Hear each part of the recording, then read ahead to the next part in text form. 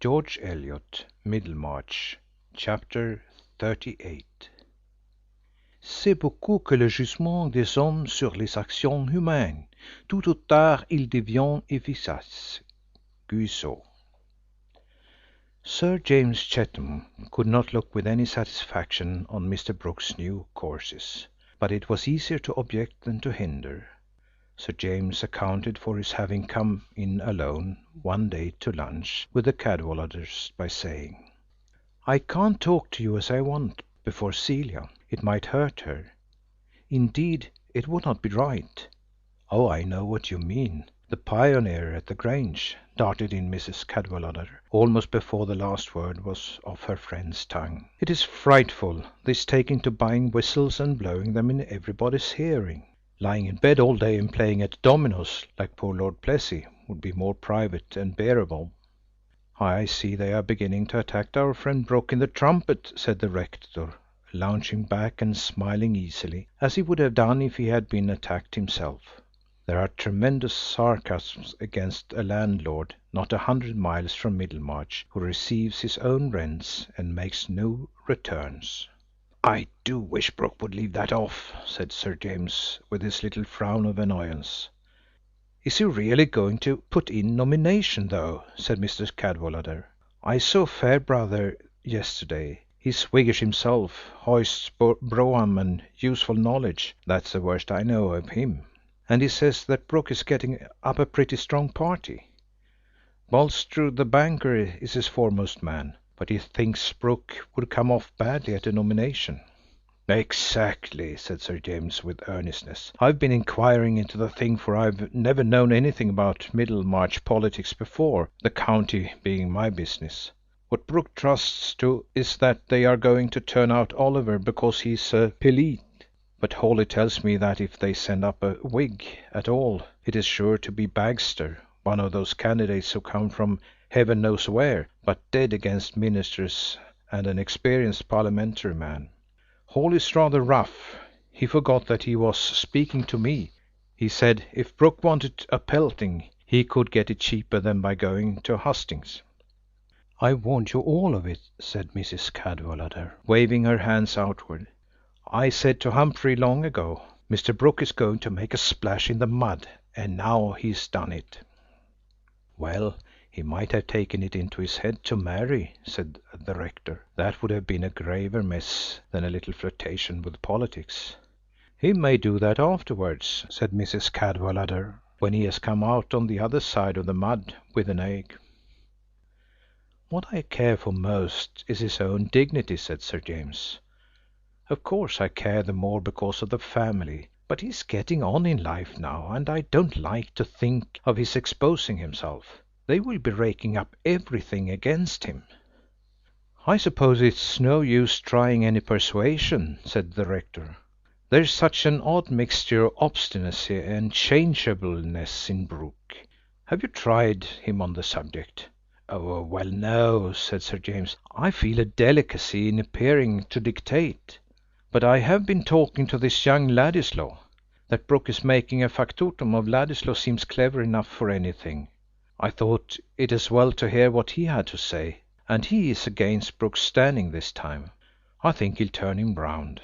I think the nomination be staved off." "I know," said Mrs. Cadwallader, nodding. "The independent member hasn't got his speeches well enough by heart." "But this Ladislaw, there again, is a vexatious business," said Sir James. "We've had him 2 or 3 times to dine at the Hall.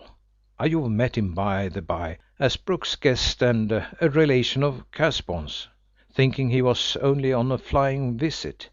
And now I find he's in everybody's mouth in Middlemarch as the editor of the Pioneer. There are stories going about him as a quill-driving alien, a foreign emissary, and what not." "Casaubon won't like that," said the rector. "There is some foreign blood in Ladislaw," returned Sir James. "I hope he won't go into extreme opinions and carry Brooke on." "Oh, he's a dangerous young sprig, that Mr. Ladislaw," said Mr. Cadwallader, "with his opera songs and his ready tongue. A sort of Byronic hero, and an amorous conspirator, it strikes me, and Thomas Aquinas is not fond of him. I could see that the day the picture was brought. "I don't like to begin on the subject with Casaubon," said Sir James. "He has more right to interfere than I. But it is a disagreeable affair all round.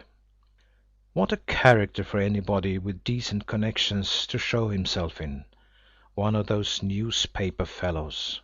You've only look at Keck, who managed the Trumpet. I saw him the other day with Hawley. His writing is sound enough, I believe, but he's such a low fellow that I wished he had been on the wrong side."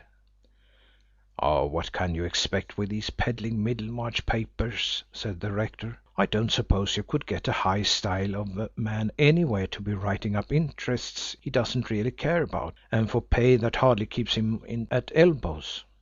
"Exactly. That makes it so annoying that Brooke should have put a man who's a sort of connection with the family in a position of that kind. For my part, I think Ladislaw is rather a fool for accepting." "It's his Aquina's fault," said Mr. Cadwallader. "Why didn't he use his interest to get Ladislaw made an attaché or sent to India? That is how families get rid of troublesome sprigs."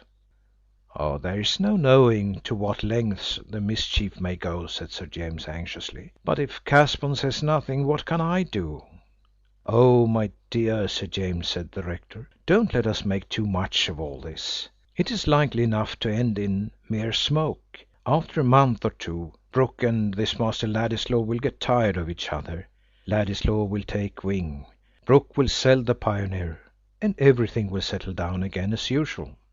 "There is a good chance that he will not like to feel his money oozing away," said Mrs. Cadwallader. "If I knew the items of election expenses, I could scare him. It's no use plying him with wide words like expenditure. I wouldn't talk of phlebotomy, I would empty a pot of leeches upon him. What we good stingy people don't like is having our sixpences sucked away from us." "And he will not like having things raked up against him," said Sir James.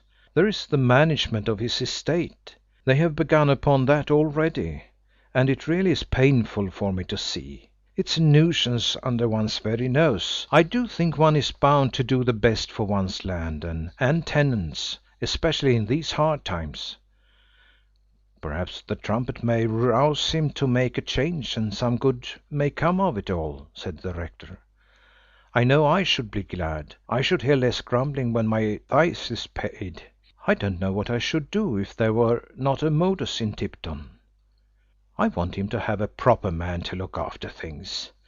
I want him to take on Garth again," said Sir James. "He got rid of Garth 12 years ago, and everything has been going wrong since. I think of getting Garth to manage for me. He's made such a capital plan for my buildings, and Lovegod is hardly up to the mark. But Garth would not undertake the Tipton estate again unless Brooke left it entirely to him." "In the right of it too," said the rector. "Garth is an independent fellow, an original, simple-minded fellow. One day when he was doing some valuation for me, he told me point blank that clergymen seldom understood anything about business, and did mischief when they meddled. But he said it as quietly and respectfully as if he had been talking to me about sailors. He would make a different parish of Tipton, if Brooke would let him manage. I wish by the help of the Trumpet you could bring that round." "If Dorothea had kept near her uncle, there would have been some change," said Sir James. "She might have got some power over him in time, and she was always uneasy about the estate. She had wonderfully good notions about such things. But now Casaubon takes her up entirely. Celia complains a good deal. We can hardly get her to dine with us since he had that fit."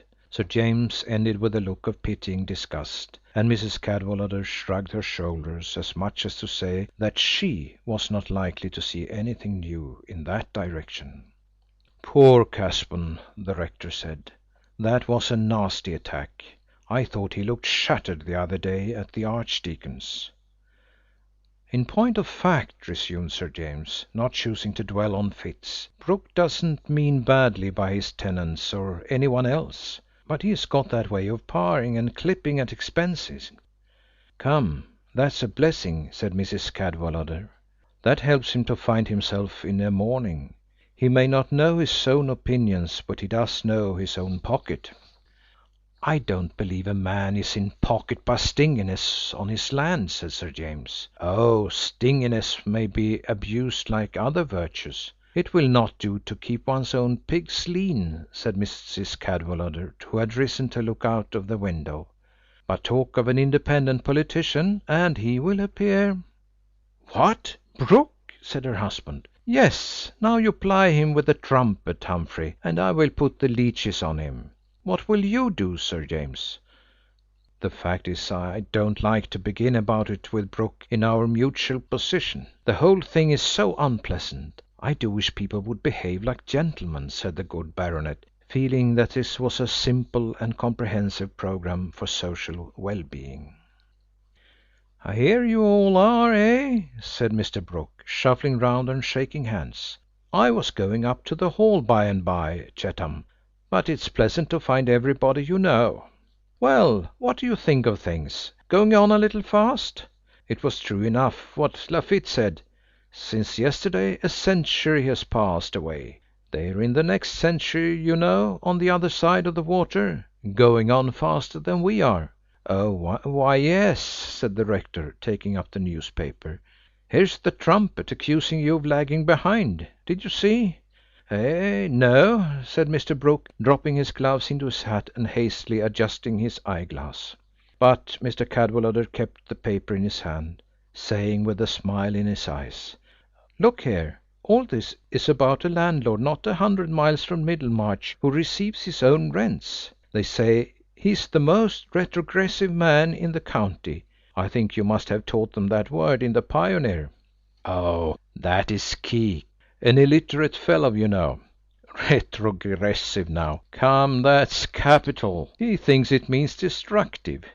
They want to make me out a destructive, you know," said Mr. Brooke, with that cheerfulness which is usually sustained by an adversary ignorance. "I think he knows the meaning of the word. Here's a sharp stroke or two. If we had to describe a man who is retrogressive in the most evil sense of the word, we should say he is one who would dub himself a reformer of our Constitution, while every interest for which he is immediately responsible is going to decay. A philanthropist who cannot bear one rouge to be hanged, but does not mind 5 honest tenants being half starved. A man who shrieks at corruption and keeps his farms at rack rent, who roars himself red at rotten boroughs and does not mind if every field on his farm has a rotten gate. A man very open-hearted to Leeds and Manchester. No doubt he would give any number of representatives who will pay for their seats out of their own pockets. What he objects to giving is a little return of rent days to help a tenant to buy stock, or an outlay on repairs to keep the weather out of a tenant's barn door, or make his house look a little less like an Irish cottier's. But we all know the wag's definition of a philanthropist: a man whose charity increases directly as the square of the distance, and so on. All the rest is to show what sort of legislator a philanthropist is likely to make," ended the rector, throwing down the paper and clasping his hands at the back of his head, while he looked at Mr. Brooke with an air of amused neutrality. "Oh, come, that's rather good, you know," said Mr. Brooke, taking up the paper and trying to bear the attack as easily as his neighbour did, but colouring and smiling rather nervously. "That about roaring himself red at rotten boroughs. I never made a speech about rotten boroughs in my life. And as to roaring myself red, and that kind of thing, these men never understand what is good satire. Satire, you know, should be true up to a certain point. I recollect they said that in the Edinburgh somewhere. It must be true up to a certain point." "Well, that is really hit about the gates," said Sir James, anxious to tread carefully. "Dagley complained to me the other day that he hadn't got a decent gate on his farm. Garth has invented a new pattern of gate. I wish you would try it. One ought to use some of one's timber in that way." "You go in for fancy farming, you know, Chetham," said Mr. Brooke, appearing to glance over the columns of the Trumpet. "That's your hobby, and you don't mind the expense." "I thought the most expensive hobby in the world was standing for Parliament," said Mrs. Cadwallader. They said the last unsuccessful candidate at Middlemarch, Giles wasn't his name, spent £10,000 and failed because he did not bribe enough. What a bitter reflection for a man." "Somebody was saying," said the rector laughingly, "that East Retford was nothing to Middlemarch for bribery." "Nothing of the kind," said Mr. Brooke. "The Tories bribe, you know. Hawley and his set bribe with treating, hot codlings, and that sort of thing, and they bring the voters drunk to the poll. But they are not going to have it their own way in future. Not in future, you know. Middlemarch is a little backward, I admit. The freemen are a little backward. But we shall educate them. We shall bring them on, you know. The best people there are on our side." "Hawley says you have men on your side who will do you harm," remarked Sir James. "He says Bulstrode the banker will do you harm." "And that if you got pelted," interposed Mrs. Cadwallader, "half the rotten eggs would mean hatred of your committee man. Good heavens! Think what it must be to be pelted for wrong opinions. And I seem to remember a story of a man they pretended to chair and let him fall into a dust heap on purpose." "Pelting is nothing to their finding holes in one's coat," said the rector. "I confess that's what I should be afraid of. If we parsons had to stand at the hustings for preferment, I should be afraid of their reckoning up all my fishing days. Upon my word, I think the truth is the hardest missile one can be pelted with." "The fact is," said Sir James, "if a man goes into public life he must be prepared for the consequences. He must make himself proof against calumny." "Oh, my dear Chatham, that is all very fine, you know," said Mr. Brooke. "But how will you make yourself proof against calumny? You should read history. Look at ostracism, persecution, martyrdom, and that kind of thing. They always happen to the best men, you know. But what is that in Horace? Fiat justitia ruat something or other." "Exactly," said Sir James, with a little more heat than usual. "What I mean by being proof against calumny is being able to point to the fact as a contradiction." "And it is not martyrdom to pay bills that one has run into oneself," said Mrs. Cadwallader. But it was Sir James's evident annoyance that most stirred Mr. Brooke. "Well, you know, Chatham," he said, rising, taking up his hat and leaning on his stick, "you and I have a different system. You are all for outlay with your farms. I don't want to make out that my system is good. Under all circumstances, you know." "There ought to be a new valuation made from time to time," said Sir James. "Returns are very well occasionally, but I like a fair valuation. What do you say, Cadwallader?" "I agree with you. If I were Brooke I would choke the trumpet at once by getting Garth to make a new valuation of the farms, and give him carte blanche about gates and repairs. That's my view of the political situation," said the rector, broadening himself by sticking his thumbs in his armholes, and laughing towards Mr. Brooke. "Oh, that's a showy sort of thing to do, you know," said Mr. Brooke. "But I should like you to tell me of another landlord who has distressed his tenants for arrears as little as I have. I let the old tenants stay on. I'm uncommonly easy, let me tell you, uncommonly easy. I have my own ideas, and I take my stand on them, you know. A man who does that is always charged with eccentricity, inconsistency, and that kind of thing. When I change my line of action, I shall follow my own ideas." After that Mr. Brooke remembered that there was a packet which he had omitted to send off from the Grange, and he bade everybody hurriedly good bye. "I didn't want to take a liberty with Brooke," said Sir James. "I see he's nettled. But as to what he says about old tenants, in point of fact no new tenant would take the farms on the present terms." "I have a notion that he will be brought round in time," said the rector. "But you were pulling one way, Eleanor, and we were pulling another. You wanted to frighten him away from expense, and we want to frighten him into it.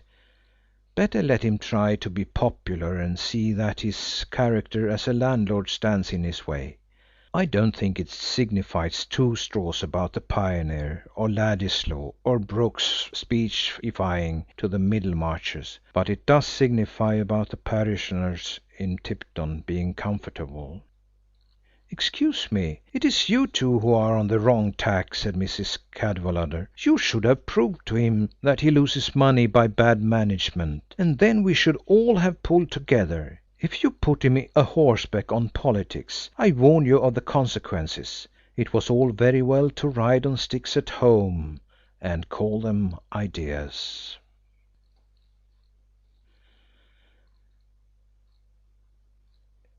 End of chapter 38 of Middlemarch by George Eliot.